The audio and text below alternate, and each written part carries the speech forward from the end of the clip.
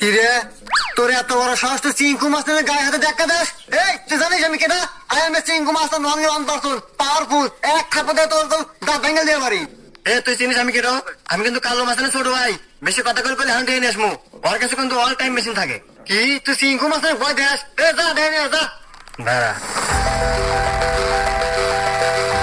কিরে, এই হুমন্দি মারছে তো? হ্যাঁ ভাই।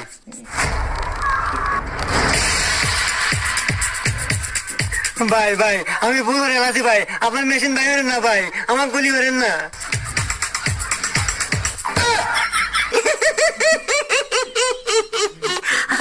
আচ্ছা ভাই, আপনি এই মেশিন বানালেন কি করে?